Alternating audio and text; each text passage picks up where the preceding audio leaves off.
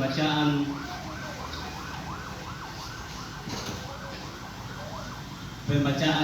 dari Kisah Para Rasul.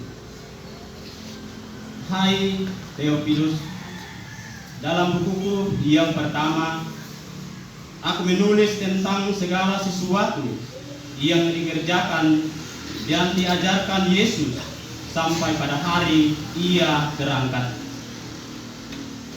Sebelum itu, berkat kuasa Roh Kudus, Ia telah memberi perintah kepada rasul-rasul yang dipilihnya. Setelah penderitaannya selesai, Ia menampakkan diri kepada mereka. Dan dengan banyak tanda, Ia membuktikan bahwa Ia hidup. Sebab selama 40 hari, Ia berulang-ulang menampakkan diri dan berbicara kepada mereka tentang kerajaan Allah. Pada suatu hari, ketika makan bersama-sama dengan mereka, Yesus melarang mereka meninggalkan Yerusalem dan menyuruh mereka tinggal di situ, menantikan janji Bapa yang telah kamu dengar dari Bapakku. Sebab beginilah katanya, Yohanes membaptis dengan air, tetapi tidak lama lagi kamu akan dibaptis dengan Roh Kudus. Maka bertanyalah mereka yang berkumpul di situ, Tuhan, pada masa inikah Engkau mau memulihkan kerajaan bagi Israel? Jawabnya, Engkau tidak perlu mengetahui masa dan waktu yang ditetapkan Bapa sendiri menurut kuasanya. Tetapi kamu akan menerima kuasa dan kamu akan menjadi saksiku di Yerusalem, di seluruh Yudea dan Samaria, bahkan sampai ke ujung bumi. Sesudah mengatakan demikian, berangkatlah Yesus disaksikan oleh murid-muridnya sampai awan menutupnya dari pandangan mereka. Ketika mereka sedang menatap ke langit, waktu Yesus naik, tiba-tiba berdirilah 2 orang yang berpakaian putih dekat mereka dan berkata kepada mereka, Hai orang-orang Galilea, mengapakah kamu berdiri menatap ke langit?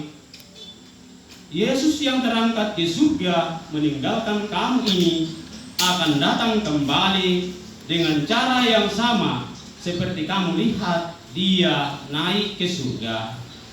Demikianlah sabda Tuhan. Syukur kepada Allah.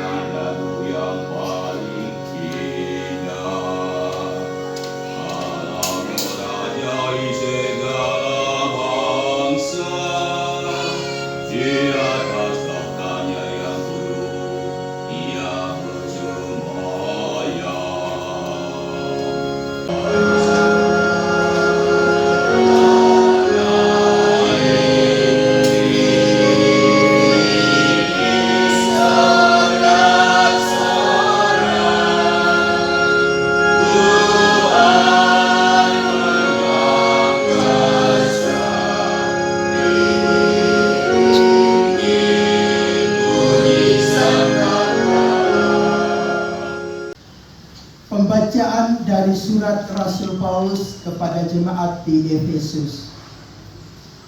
Saudara-saudara, kepada Allah Tuhan kita Yesus Kristus, yaitu Bapa yang Maha Mulia, aku memohon supaya Ia memberi kamu roh hikmat dan wahyu untuk mengenal Dia dengan benar, supaya Ia menjadikan mata hatimu terang, agar kamu mengerti pengharapan apakah yang terkandung dalam panggilannya, yaitu betapa kaya kemuliaan yang dijanjikannya untuk diwarisi oleh orang-orang yang kudus, dan betapa hebat kuasanya bagi kita yang percaya.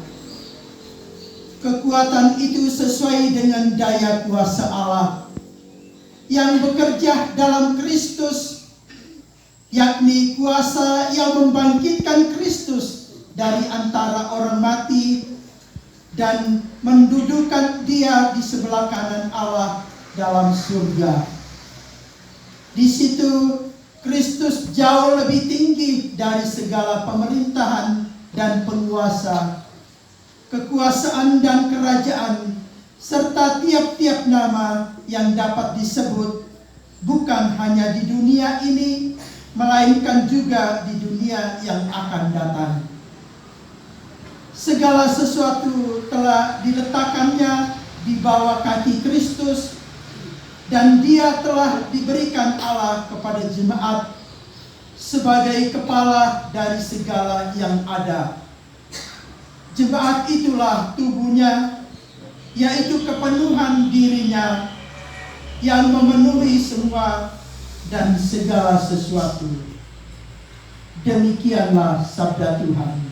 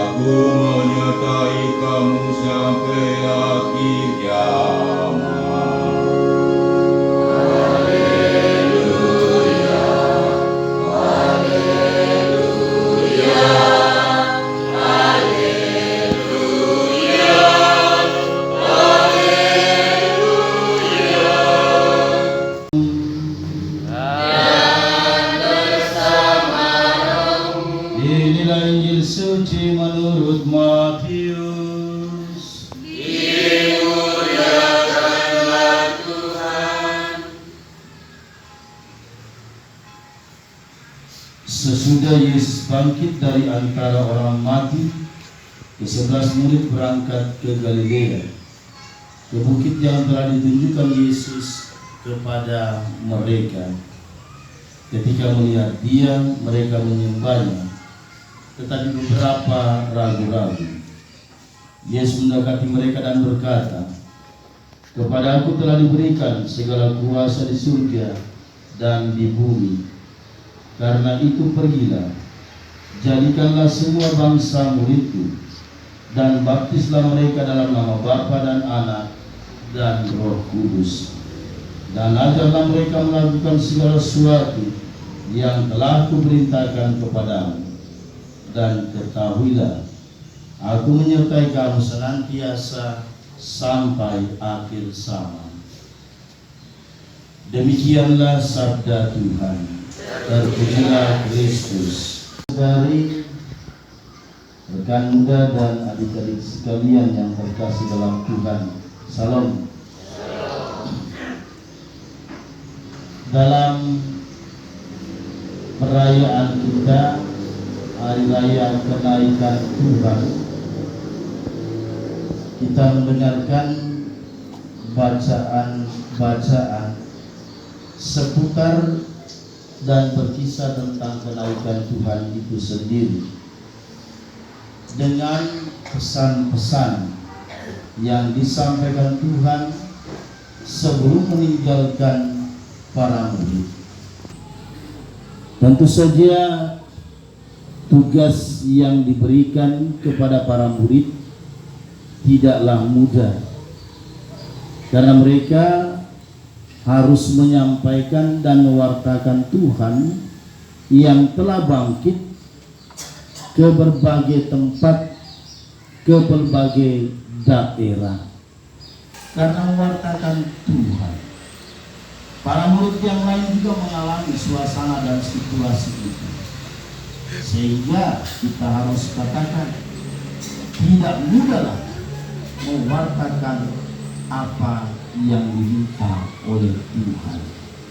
Mengalami keadaan dan suasana seperti ini, apalagi kita yang mana mau mewartakan kepada sesama kita tentang Tuhan, tentang ajarannya, tentang kebaikannya. Masalahnya kita sendiri belum beres dengan diri kita sendiri. Coba tunjuk, boleh tunjuk pastor, kita tunjuk. Angkat tangan dulu, angkat tangan. Bolehkah angkat tangan? Om dia yang angkat tangan. Angkat tangan dulu kan? Boleh semua angkat tangan. Boleh semua. Serius kah? Angkat tangan. Baru sekarang tunjuk orang di depanmu. Tunjuk. Apa itu filosofinya selalu dikatakan di situ? Dapat tunjuk begini. Ini bukan tunjuk ini. Ya, apa filosofinya dengan menunjuk? Menunjuk satu, menunjuk dirinya, mana 4-3 kali mandiri satu, tidak bisa. Tapi pasti kita lebih banyak menunjuk diri kita. Tetapi sekali lagi untuk menyampaikan kepada orang lain juga sudah dialami oleh para murid. Penolakan itu pasti terjadi, dan karena itu kita harus siap dengan semuanya itu. Jangan pernah takut. Kalau kita menyampaikan sesuatu yang benar, sesuatu yang kita yakini tepat, dan itu sesuatu yang kita yakini memang kita buat dalam nama Tuhan, katakan saja, sampaikan saja. Jangan ragu-ragu untuk sesuatu yang benar yang dibuat. Mereka tidak datang untuk mencari keuntungan. Mereka tidak memikirkan diri sendiri. Semuanya dibuat, semuanya dilakukan. Dan itu yang senantiasa harus hidup di dalam kehidupan kita sebagai orang beriman Kristiani Katolik. Dan kita percaya bahwa kita dalam perjalanan apapun yang kita buat dan kita lakukan ada dalam kasih dan pengasihan Tuhan itu sendiri.